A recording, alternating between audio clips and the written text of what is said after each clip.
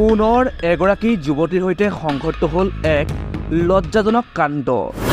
বিয়াৰ প্ৰলোভনেৰে যুৱতীগৰাকীৰ সৈতে কৰি আহিছিল শাৰীৰিক সম্পৰ্ক। দুবাৰকৈ গৰ্ভৱতী কৰাৰ পিছতো পলাই গ'ল লম্পট প্ৰেমিক। বঙাইগাঁও জিলাৰ অভয়াপুৰীত সংঘটিত হৈছে পুনৰ এক লজ্জাজনক কাণ্ড। বিবাহৰ প্ৰলোভন দি যুৱতীৰ সৈতে শাৰীৰিক সম্পৰ্ক স্থাপন কৰি বৰ্তমান পলায়ন কৰিলে লম্পট প্ৰেমিকে। শুনক যুৱতীগৰাকীৰ মুখেৰে সকলো কথা। এটা কাম কৰে আশিস সাহা, সি মোক আজি 4 বছৰ ধৰি মোৰ ভাল পোৱা কি কৰি আছে আৰু মোৰ লগত বিয়াৰ কৰ্ট মেৰেজ কৰিছে, দুবাৰকৈ এবচনো কৰিলে। তাৰপিছত সি নিজে কি গোটেইখিনি ডক্টৰ এতিয়া বহাই সি নিজে কৰিলে।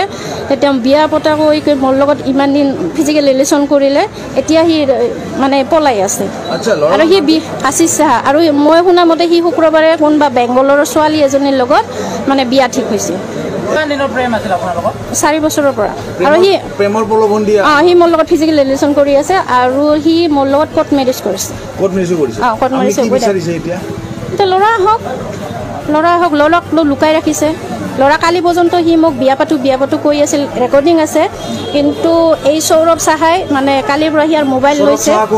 এই ইয়াৰ মাজু সৰু ভাইটি হয়, সিয়ে মোক দম মাৰিছে। আজি দুপৰীয়া মই সুধিব আহিছিলোঁ সি ক'ত আছে।